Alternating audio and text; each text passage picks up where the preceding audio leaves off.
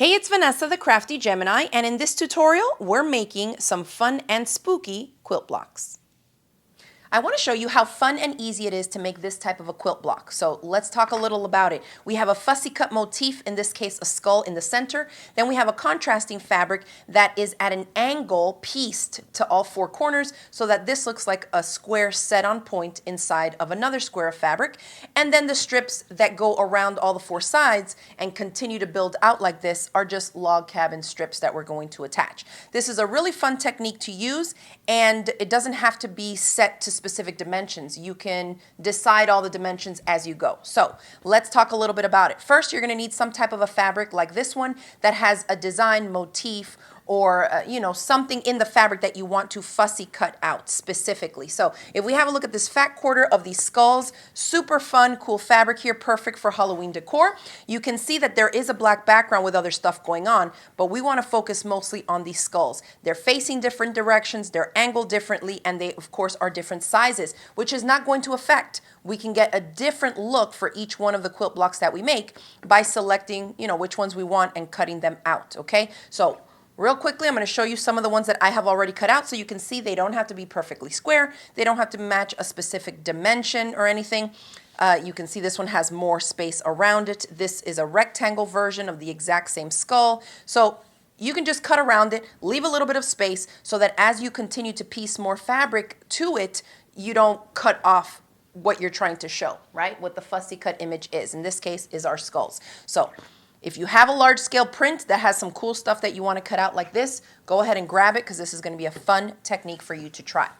Now, here I have two different ones. This one, obviously, there was other stuff around it, so I kind of cut off the chin of the skull here just a little bit, but it's still going to work, right? It's Halloween. You can tell it's a skull with a cool hat on. And then we are going to talk about the corners next, okay? So for the corners on all of these, I used squares that measure 2 inches by 2 inches square. But you could do 1.5 inch, you can do 3 inch. It just depends on how much fabric you have to work with, and that the diagonals once sewn are not going to affect the image here. So let's walk you through the beginning. I'm going to start off with a chunk of fabric from the skull print, and this is just a scrap piece, but I'm going to go ahead and try and cut this guy out. You can use regular quilting rulers to cut them out, or you could also use some of these specialty rulers, something like a stripology ruler, which has lines going down the center here, so you can position those white lines, these crosshair here, on the center of the image. And that way you can choose a line, cut on either side, and you'll have it equally distributed among the dimensions that you're cutting, okay? But most of you probably have regular rulers, so that's what we're going to use here. So beyond the top hat here, I have a good inch. And from the chin of the skull down to where the next hat is, I have a good inch. So let's go ahead and try and preserve most of that. So here's what I'm going to do. I'm just going to place my ruler on this straight edge. It looks pretty straight, but I'll adjust it in a minute. And I'm going to cut, it's just shy of an inch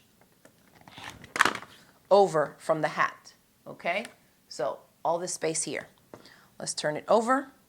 And that way I don't have to make it a set square because it doesn't matter what the dimensions are. I just want the skull to be a good size to have positioned in the center of my block. Okay, and I'm about an inch over from the chin too.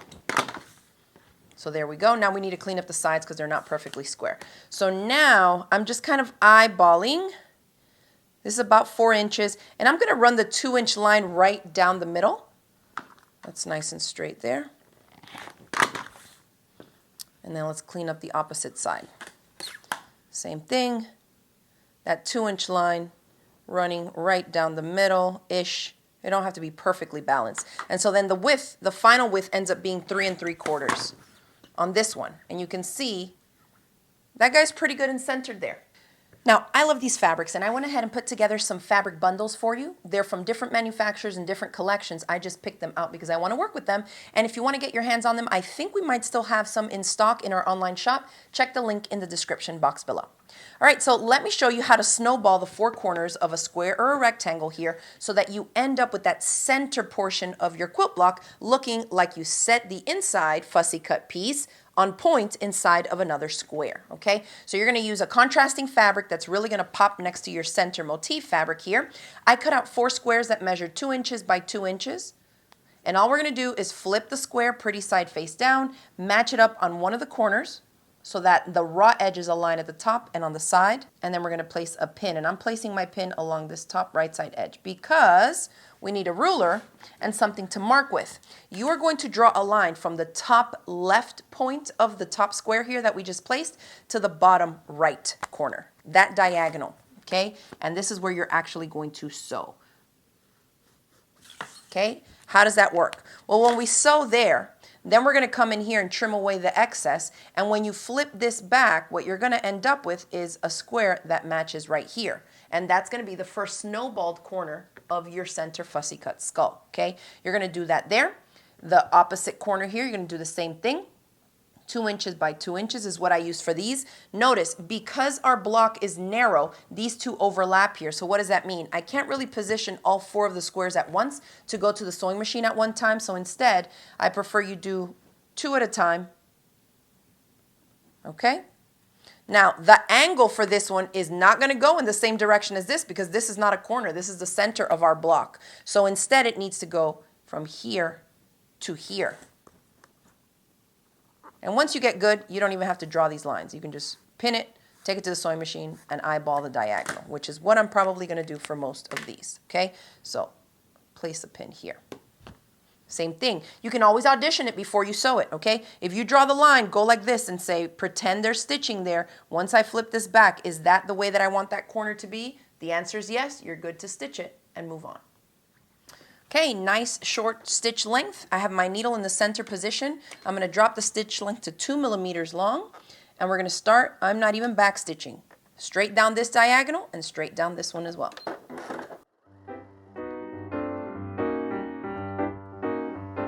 Okay, that's what it looks like so far. I'm going to grab my iron in a second, but let me show you how to trim away the excess seam allowance. So grab your ruler. And you're going to measure from the line that you stitched out, away from the block, 1/4 inch. So I'm placing the 1/4 inch line on my ruler on my stitch line, and the edge here, 1/4 inch over from there, I'm going to trim. Let's repeat to this one. Measure 1/4 inch over from the line, and over meaning away from the center of your block, 1/4 inch, trim away the excess. And that's what it looks like there.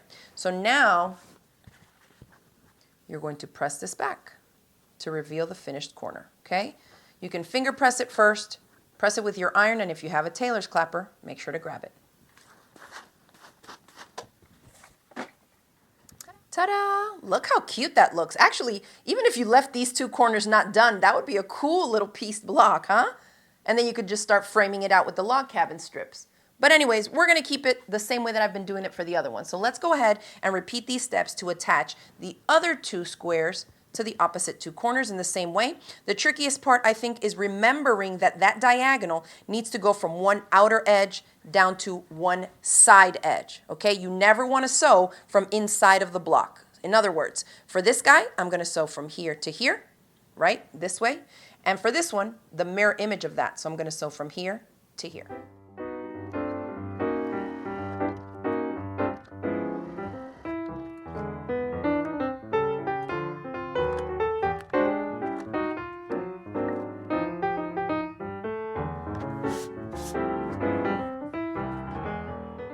So I like the way that looks. Of course, his little chin is getting chopped off there too, but no big deal. The majority of it is in there, and I'm fine with that one. If you don't want your corners, your little snowballed corners, to cover inside quite as much of your fussy cut square, then just cut these squares a little bit smaller. So for example, on this guy, I'm going to keep it a little bit further out by cutting smaller squares. These were cut 2 inches square, and so I cut these guys out at 1.5 inch square. I didn't quite have enough of the little cat fabric anymore, so I cut out another coordinating print, still in orange, so that it really pops against the black. So now you'll see that we do the exact same thing. Pretty side to pretty side, matching along the top and the side edge, place your pin, and again, you're sewing from one edge to the other edge, so this diagonal. And you can see now that when I pull this back after we stitch it, it's going to snowball a lot less of the corner. So if you're trying to figure out how to determine the size of the corners here, just play around. If you don't want it to cover too much, go smaller. You could even do a 1-inch square here. It would just kind of outline those 4 little corners really cute and give it an extra little pop of color. And then you're going to make as many of these as you need for the number of blocks that you need for your project. So if you're making a big quilt, calculate how many quilt blocks you need based on the size that you want each of them to be. I'm just making a table runner or a vertical wall hanging here with this one. So I think I already have all the blocks that I need. I have 1, 2, 3, 4, 5, and 6. That's going to be plenty for me.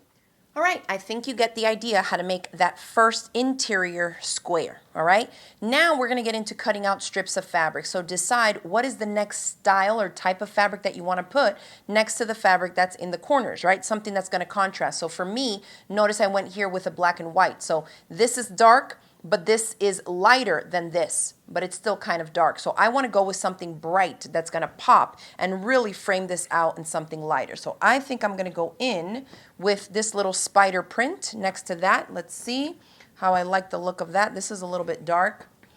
This one would work as well. These light colored kind of cream gold spider webs. Or this one. Yep, a little busy. I'm going to go with white first. So I'm going to cut out some strips of this so that I can frame out these quilt blocks, all right? Now, the width of the strips is going to depend on the look that you're going for or how much time you have. Because the wider the strips, the quicker you're going to be able to make a ton of these blocks. So let's see. This strip here, if you like the way that that looks, I cut that strip at 2 inches wide. All right, so you can do 2 inches, just cut long 2-inch strips, and then you subcut them down to the length that you need, and I'll show you how to do that in a minute. So let me go ahead, fast forward through this, cut out some of these strips, and I'll show you how we measure, because we have different dimensions of this, either square or rectangle here, and I'll show you how quick and easy it is to measure and start adding the log cabin strips. All right, I just cut 2-inch wide strips by the width of my fabric here. I'm not going to cut it down yet because I want to show you. I have 2 different sized blocks here. So all you're going to do is pick 2 sides of the 4 sides. So I'm going to do top and bottom. You could do side and side. Either one works. You can start with any of them. Top, we're going to measure across the top. This is 3 3/4 inches. So that means I need 2 strips that are already the 2-inch width that I cut them at by 3 3/4. So let's do that super fast and easy. I'm going to measure over 3 3/4 and I'm going to cut 2 pieces. And that's going to be top and bottom for that block. Okay, that's going to go there. That's going to go there. Easy peasy, right? The reason I have you start with 2 first is because a lot of times people want to measure here and then measure from here to here, and then they start cutting. Well, here to here, you're not going to be attaching one because you have to attach 2 first, and now when we go in here to attach the side, guess what? It needs to account for this and this. So it's no longer just the height of that center unit. It's from end to end, okay? But you will then have to subtract the seam allowance. That's going to get eaten up here and here. So instead of doing the math, I like to teach my beginner students to just do what I showed you, cut these 2, put them pretty sides touching. We're going to put a pin, and you're going to use a 1/4 inch seam allowance and just stitch this to the top and this to the bottom. Okay, this is a foolproof way to do it so you don't mess up on your cuts, especially if you're running low on fabric. Set your machine for a 1/4 inch seam, short stitch length. I have mine at 2 millimeters. We're going to stitch here.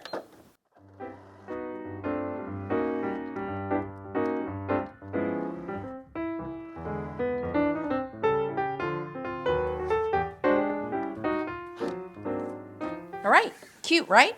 We've pressed it.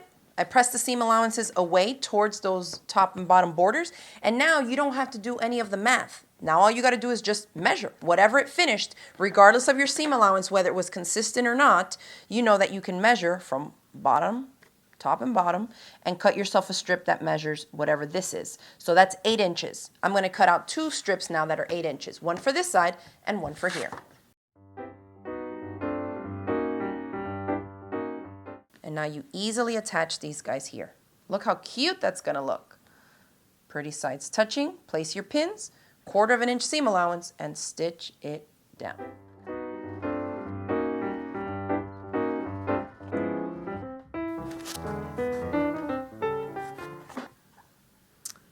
right, so that's looking good. Now, the cool thing about this technique too is that if you're not exactly sure on the measurements or they're not perfectly aligned in terms of top to bottom, you can always cut your strips a little longer and then just trim them up at the end, because you can always clean this up. Like I'm a little bit off there, I can definitely square that up so that everything is nice and flush around all four sides. I'm just cleaning this up a little bit, make sure everything is nice and straight. All right, that looks good. Now you probably can imagine, in order to go from something like this to this, all you're gonna do is repeat the exact same steps to continue to frame out each of the interior smaller sections. So in terms of what fabric I'm gonna use next, obviously, personally, I don't wanna use something light. I wanna go with something dark, bright, or bold. So I think maybe here we could do the ghosts. Maybe there's too much white in there. I think this would look really good. These spooky eyes after this white strip is gonna look great. So I would do the same thing. Again, you can cut it to 2 inches wide if you want to keep everything uniform, or you can make them narrower for a skinnier frame, or even wider if you're trying to whip out the blocks even quicker, okay? So the next one, I would do the same thing. Measure from here to here, 6 3/4, and I would cut 2 strips that measure 6 3/4, one for the top, one for the bottom. Attach those two, then go in and measure with those 2 additional strips accounted for what the full measurement is from here to here. And that's how you would continue to frame it out, changing the fabrics, different contrasts, building on that visual interest, and then you stop whenever the block is the size that you want it to be. So it's really easy, and it's a very beginner-friendly technique in order to do it this way, because you have complete control over which fabrics, the size of the strips and the frames, these log cabin strips here, and then the size of the finished block. If you wanted to make one big table topper, you could just keep going with strips until it was the size that you wanted it to be and stop there.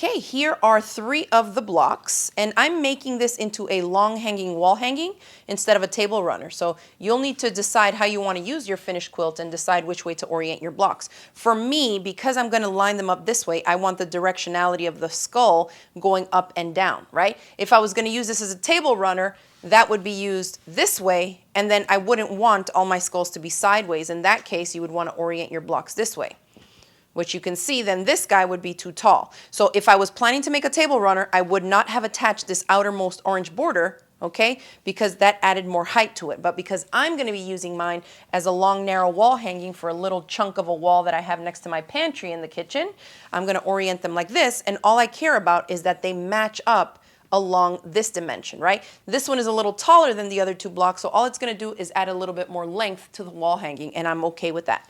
Okay, so you would just continue to make as many blocks as you needed using the exact same steps, trimming it, and you know, when you get to the end, you can always, one of the quick ways to do it is to do a thicker outer border, so that when you match up all your blocks, all you got to do is trim a little bit off of that thicker outer border to make them match up to, you know, about the same size, so they're easy to piece together, okay? But overall, this is a great beginner-friendly technique. It's super easy to do, especially if you pre-cut all your strips, and you can have a lot of fun making these quilt blocks.